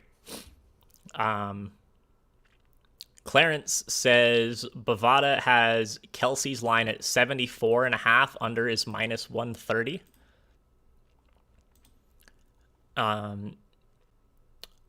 Let's see. What else we got? What do you think of Tyreek Hill under receiving yards? Yeah, I mean, I kind of like the Tyreek Hill receiving under. That's a tough question, Clarence. Would you rather have Kelsey under 72.5 at minus 114 or under 74.5 at minus 130? That's a good question. And actually, what a good place to get a good answer to that question is a place called Unabated. Unabated, they are a really awesome website run by some good friends of ours, some incredibly smart people. It's it's Captain Jack and Rufus Peabody, among others, but who are behind that. And they have an alternate line pricer basically for player props to tell you which one is a better value. So I would recommend checking that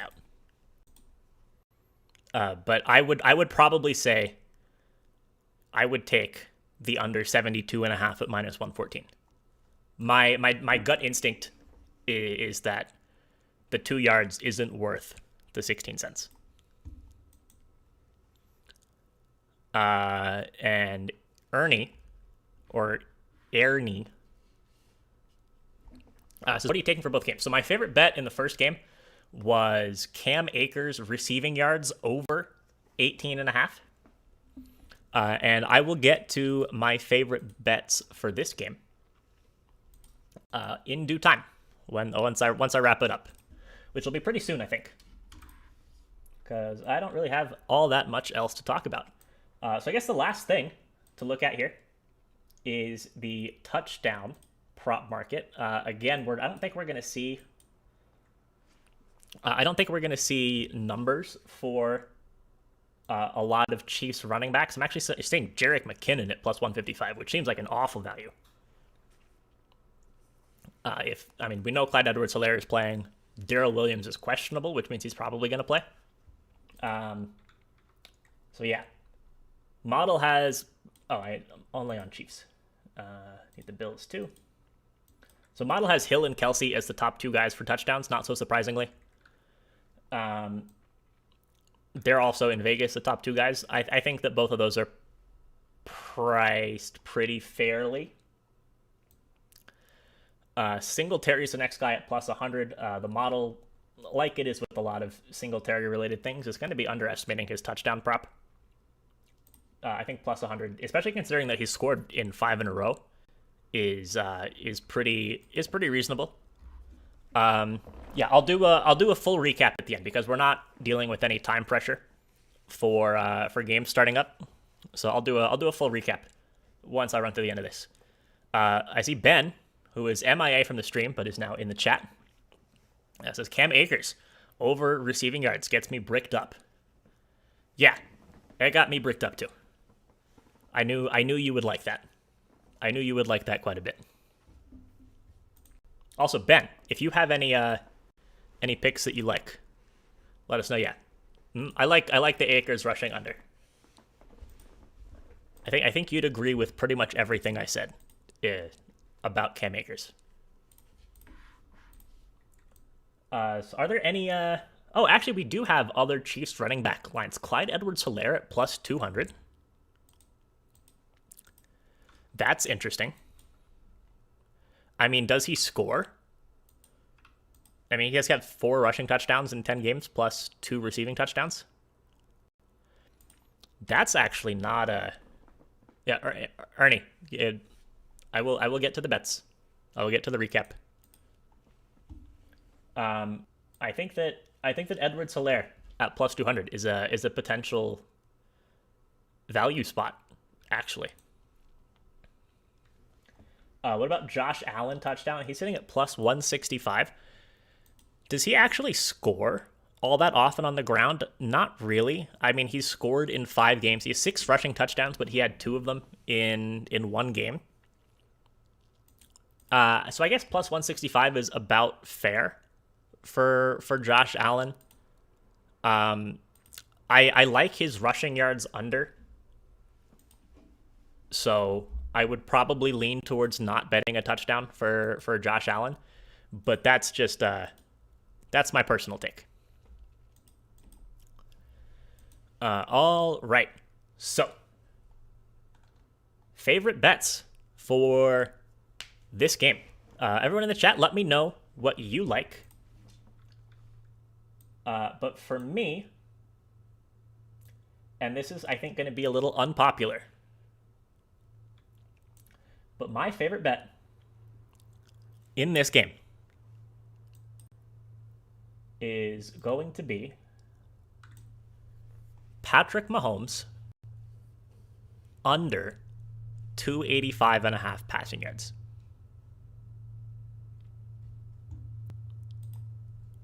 The Bills just don't get beat through the air like that. And the Bills chew clock.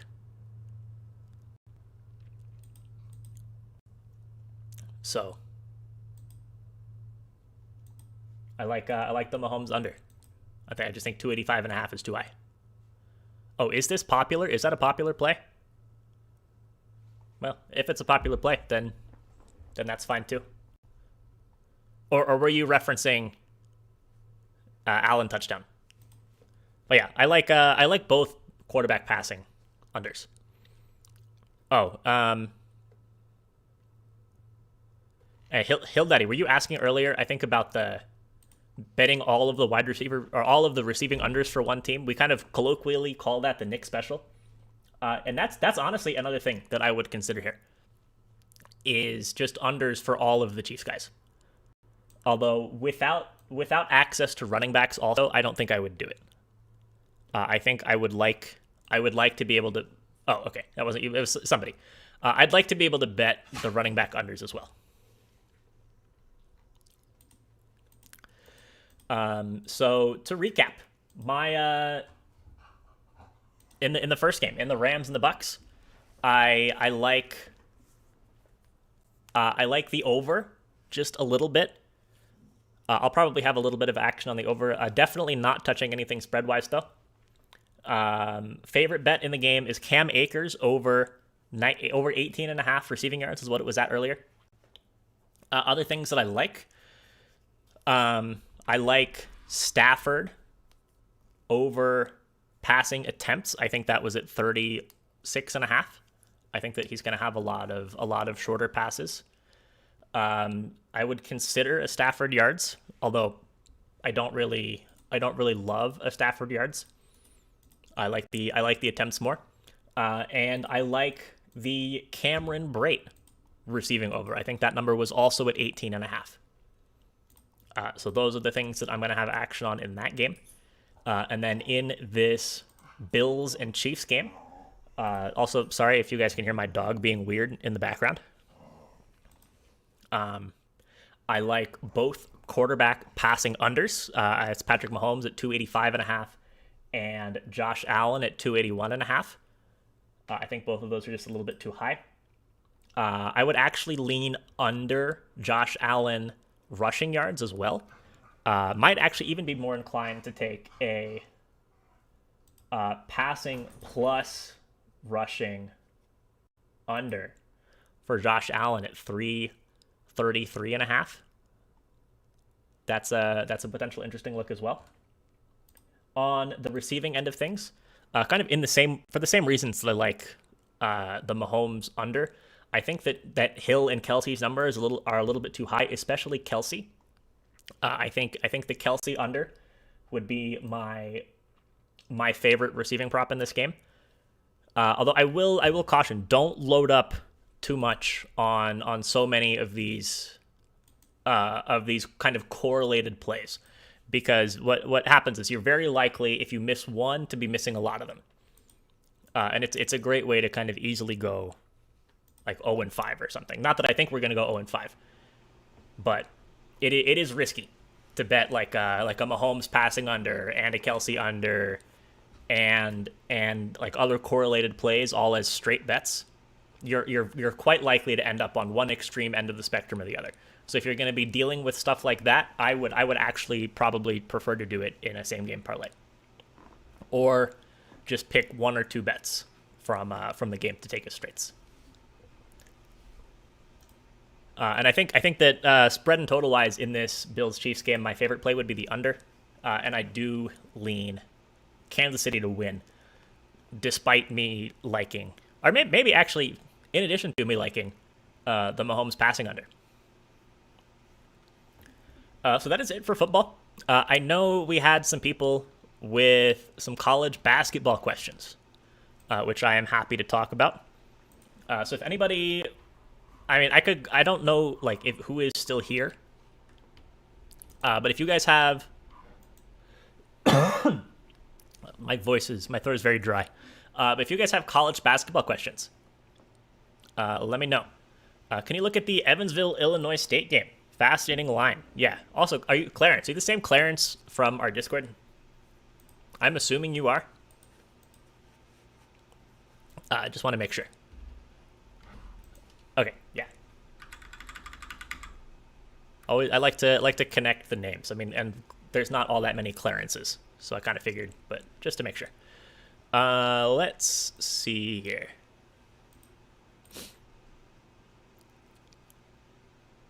So the Evansville, Illinois State. This is a Crabs play, is it not?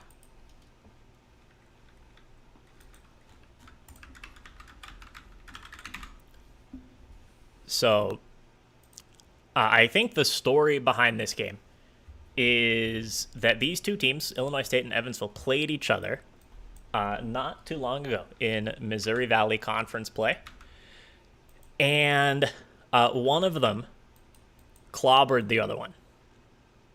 Yeah, Illinois State clobbered Evansville. They beat them by 38 points, 94-56. That game was at Illinois State. Illinois State was 7.5-point favorites in that game. So now we've switched. We have Evansville at home. And the line has dropped to 4.5 for Illinois State. So I will say I don't think that Evansville is a very good team. There's a lot of good teams in the Missouri Valley Conference. Evansville is not one of them. Illinois State is an interesting team. Antonio Reeves is a walking bucket. He's averaging 20 points a game, shooting better than 40% from three on 124 attempts. I mean, that's a huge sample size to be hitting that well from three on. Illinois State as a whole shoots really well from three. The model has Illinois State taking this one by about 10. So I, just from that perspective, would lean with Illinois State. Yeah, it's kind of sketch the same way that Northern Iowa Valparaiso game was sketch. But I think that if AJ Green is playing for Northern Iowa back in that game, I mean, they win and cover that pretty easily. I mean, they were up most of the game. It went to OT. Valpo ended up winning in OT.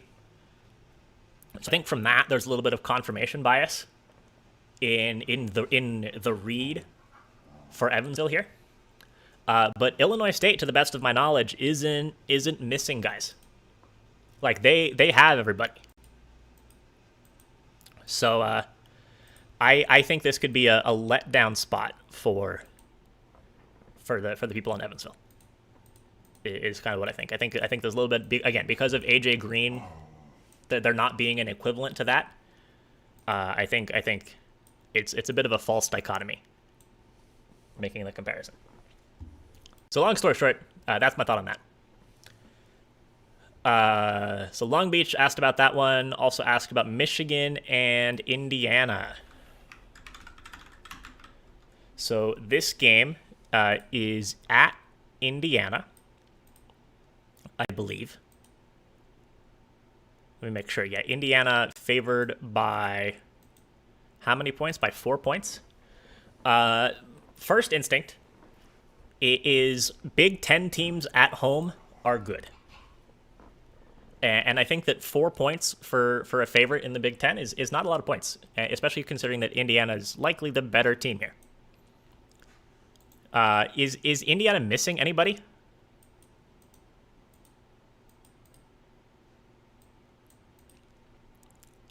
I don't think Indiana's missing anybody. So I like Indiana in that game. I really don't think that Michigan is that good. I think that that losing point guard from last year, Smith, I think his name was, is a pretty important loss for them. And yeah, Indiana at home is just different. So model has Indiana by 6. Line set at 4. I like the Hoosiers. Marquette and Xavier is the next one that got asked about. I hate the Big East. I'm just going to be upfront with that. I think that all of these teams in the Big East are inconsistent. There's a lot of teams that could make like a Sweet 16 Elite 8 run out of the Big East, and I wouldn't be surprised. I also wouldn't be surprised if the Big East put 5 teams into the tournament and they all lost in the first round. That's just how up and down these teams are. Model has this game as is the spread still at -2 for Xavier in this game. Yeah, model has us at Xavier -1.6. So not a. I don't have a ton of thoughts on that one. Joe also asked about the Michigan game. Just touched on that. Pick 6 says Monmouth is getting faded. Also, model favors the under in the Xavier Marquette game. Although the model has been very biased towards Marquette unders, despite them really, really turning up the offense in the last few games.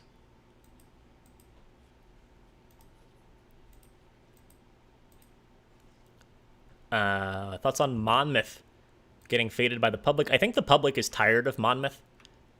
Monmouth was like the wagon, right? They were the team that was 9-0 against the spread to start the year, and then everyone bet on them, and they've let people down for several games. Monmouth is a pretty good team. I mean, Pappas is a bucket. I like him. But I think this Manhattan team is kind of sneaky underrated.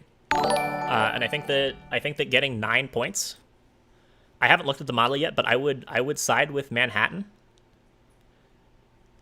Yeah, model actually has Manhattan winning outright, which sounds kind of crazy. I don't know if I would go that far. But I think that Manhattan plus the points would definitely be my lean there. Yeah, Shuke says the line was set like that because AJ Green was out. Yeah, I think that was definitely an impact. Although in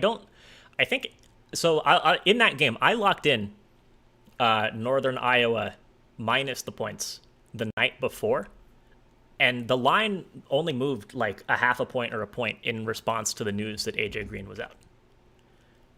I don't think that was known the night before. I think that was kind of a day of thing. Let's see. Yeah, Indiana's different at home. Indiana's off a huge win against Purdue. Yeah, they did knock off Purdue. At home. Like at Indiana. In Bloomington. In their last game. Answered about Xavier over. What does the model think about Robert Morris and Cleveland State? Oh, man. This is the rematch. I gave out, the last time these teams played, I gave out Cleveland State on Trent's stream. And they blew it. This Cleveland State team is really annoying. They're a really good team. They have a lot of individually really good players. Probably not anybody NBA quality athlete-wise, but a lot of people who are going to have careers in Europe, I would say for sure. But there's just something about them where they can't blow teams out. Their most recent games, they beat Youngstown State by 3, and they're much better than 3 points better than Youngstown State. They beat Detroit Mercy by 2. Detroit Mercy is a decent team. I mean, Antoine Davis is a bucket. He scored 35 in that game. But Cleveland State is much better than 2 points better than Detroit, especially at home. They lost to Oakland. I mean, Oakland's a solid team. And then just a 6-point OT win against Youngstown and a 1-point win against Robert Morris in that other game.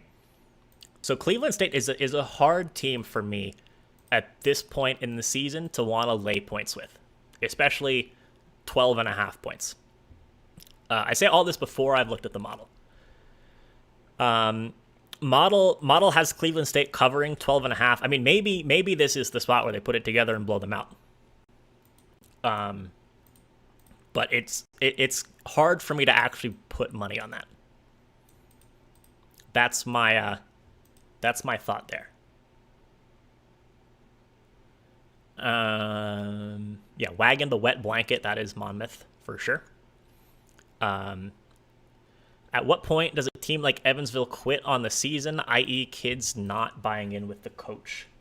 That's always tough. And I think as outsiders, it's hard for us to really ever make handicaps on a team quitting on the season type of deal, because we just don't know what's going on in the locker room.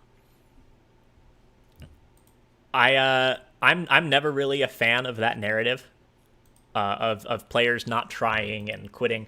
I'm sure it happens, especially a little bit more at the college level. If guys are like seniors and not playing for anything, and maybe they're done, they've stopped caring.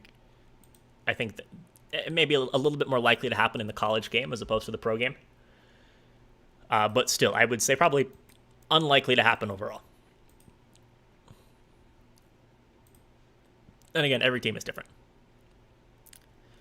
Ryan said, how do I feel about the Xavier Marquette game? Talked about it earlier. That might have been a little bit before you showed up. And thank you for the follow, by the way, Ryan. Appreciate that. Model has Xavier by about 1.5 as opposed to the -2 spread and leans the under, but it's been very biased towards unders in Marquette games in a way that it's been a little bit slow to adjust to. It just says, what do you like in the Bucs-Rams game? So my favorite bet in that game is the David Akers. Not David Akers. Why did I say David Akers? That's like a retired kicker. Is Cam Akers over 18.5 receiving yards. Other things that I like in that game, I like Stafford over 36.5 attempts. I definitely like Akers under rushing yards at 48.5. I think that if you like an Akers rushing over, you have to go longest play because big explosive plays is really the only way that backs get that many yards against the Bucs to begin with. And Ben posted earlier, who is usually in the other square rectangle that is missing in the top right of the screen. He was doing some other stuff with the family earlier. But what did he post? He said he likes, where's his comment? I think it was Stafford over passing yards. Definitely, I think the Akers rushing under was one of his favorites. And he also likes the Higbee and OBJ receiving overs. I'm a little more iffy on those. I think OBJ could be a good look. I think that Higbee's number is kind of right where it should be at 41.5. UMass plus 9.5, says Juju. So UMass is playing St. Louis. St. Louis, I like St. Louis a lot. But man. So these two teams played each other in their most recent game.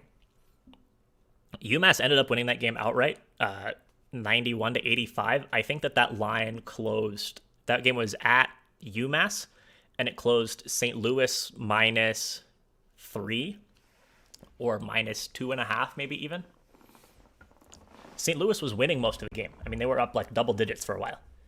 But they just could not stop fouling UMass down the stretch. I think that if they got that foul, if they get the foul issue in control, which I mean they might be able to, considering that neither team has played a game since these two teams last played.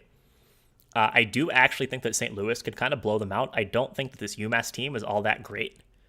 I mean, they're 8-9, which is a decent record. I think they put up a couple good non-conference wins at the beginning of the year, but also not really. I mean, they beat Rutgers, which I think kind of hyped people up. But My gut here would be to take St. Louis minus the points. Just assuming that they can get the foul issues under control and kind of maintain a lead. Also, I was wrong. St. Louis was not up double digits in that game. So scratch that. That was a lie. But I probably want to stay away from that. Let's see what the model says. Model likes St. Louis to cover. And model also, as a total lean, would lean the under. I think that's an interesting spot. I mean, these two teams, last time they played, the total was 149. Total in this one is now up to, 153.5? No, 150.5. I think it opened at 153.5, and it must have got bet down. They finished at 176 last time. But again, there was tons of free throws. There was 53 free throw attempts in that game. So DGen. Let's see. So before that, we had Shook says, I think with Evansville game, 9% of the bets and line hasn't budged. The reason for that is that public money does not move lines. Sharp money moves lines, especially at retail books. Like if you're looking at a DraftKings or a FanDuel, then their business model. I was talking about this on the Book It stream yesterday, actually. Their business model isn't really to move lines in response to the action that they get. They move their lines in correspondence with sharper books moving their lines. And the sharper books really only move their lines in response to sharp action on certain sets, not really on just random public action. Brait or Gronk overs, says Ernie. I like the Brait over. I'm not touching Gronk in either direction. Deedon says, what did the model say about Fournette and Singletary? Got them both for a touchdown in Prize Picks. I think that Singletary for a touchdown is a pretty decent look. Model's undervaluing Singletary usage-wise just because of the presence of Josh Allen and the presence, the way that he at least used to split carries with Breda and Moss. His usage has gone up a lot recently, so I think he scored a touchdown in 5 straight. I think Singletary, if you're looking for a touchdown scorer on the Bills, is probably the best guy.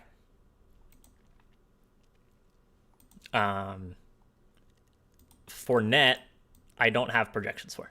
I did not see that he was activated off of IR. So he did not make it into the Sims. Let's see. Yeah, Mad Max has just joined. Any good player props for the Tampa game? And yeah, like Shook said, the Akers over receiving was my favorite play in that game. The number that I saw was 18.5. I think even if it's a yard or two higher than that at this point, I wouldn't let that dissuade you. Anybody else got anything you want to talk about? And Abby, thank you for the follow. Appreciate that.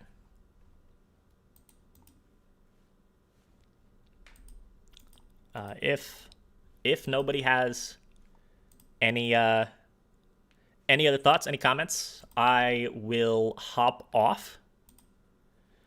Be sure, if you have not done so already, to join our Discord. Lot of smart people in there. A lot of people that you see in the chat are in there talking about all kinds of different sports every day. Completely free. Just an excellent resource. Ernie, I answered the question. I like Brait, and I'm not touching Gronk. I like Brait's over. If you have not done so already and are new to the stream, I would appreciate it if you dropped a follow. Just click the follow button down below the stream. There's no cost to you to do that. You can just set up notifications if you want to catch us next time when we are live, which will I think actually be tomorrow. Gonna have a little announcement coming up later today about an expanded stream schedule. So stay tuned for that. I'm excited. We have a lot of collaborations planned. We're gonna bring a lot more college basketball content. So I'm looking forward to that. And lastly, if you are interested in supporting the channel in a financial way, the best way to do that is to drop a subscription. And the best way to do that is with Twitch Prime. You can click on the link I just sent in the chat, link your Amazon Prime account with your Twitch account, and subscribe for free to one channel every month. APC Burning Net. Hello from Australia. From the land down under. Welcome. Are you an American sports fan? Are you a native Australian? Or are you are you a transplant? I'm curious how the non-American, non-Canadians, what they think of American sports. I know we had a guy from Romania who was really into water polo for a while, who was in the chat and didn't know a whole ton about American sports, but was very interested in learning and gave us the water polo locks, which was awesome. Born in Australia. Nice. Larry says, shouldn't you be watching tennis? No, it's 4:38 a.m. as he just said, in Australia. So Aussie Open will be on, I'm sure on later today. Lot of money to be made in the Aussie Open. I wish I was better at understanding and handicapping tennis. So this is on Tampa Bay. Yeah, I gun to my head, I'm taking Tampa. But yeah, it is time for me to hop off. My voice is starting to go. I've been talking by myself for more than 2 hours at this point. But thank y'all, as always, for being here. Thank you, Jay Dirty, for the follow as well. And I will, I'm hopping off. You can probably catch me later on, if Book It Sports or if anybody else is doing a sweat stream for the game. I will probably be on one of those at some point as a guest. So you can catch me there later. What's up, Vsauce? You just missed everything, but thank you for the follow.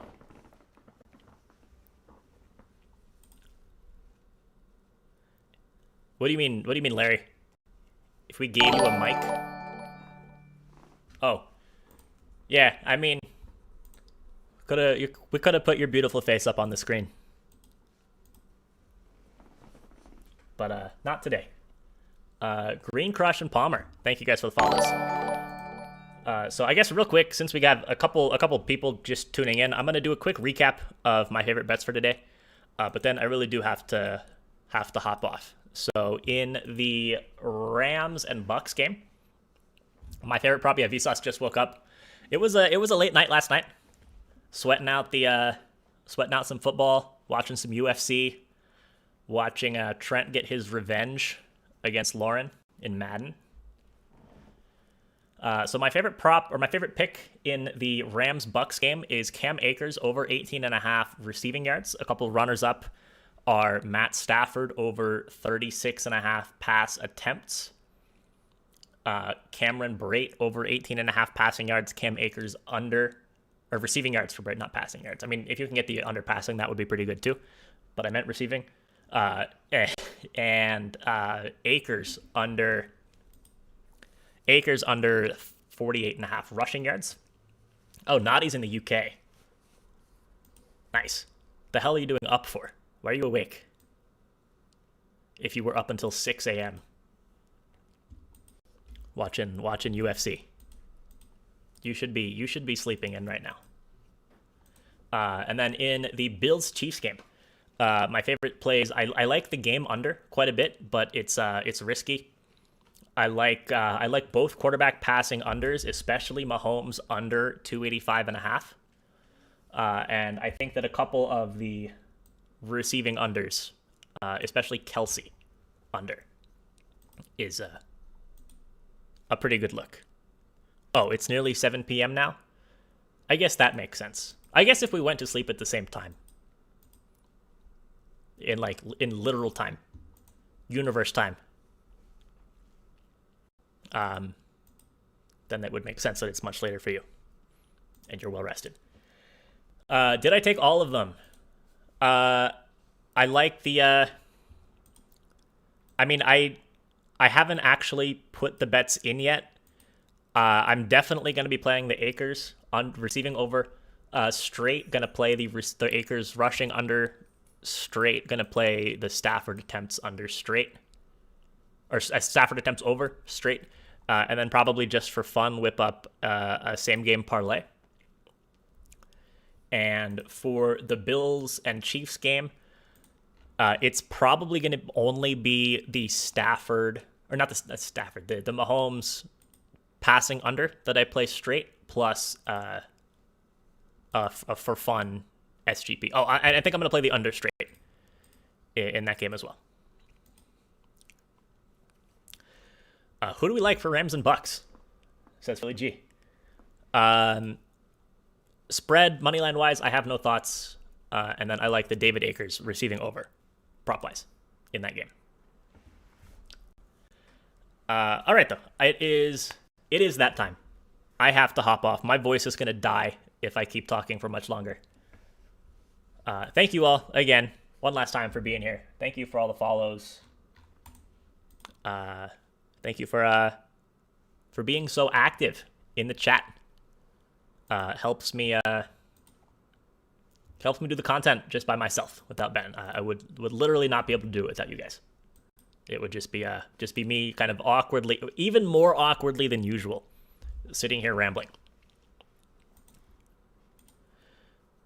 What does model say about sides? Visas, the exact model scores are in the little model score section up in like the top middle to top left of the screen.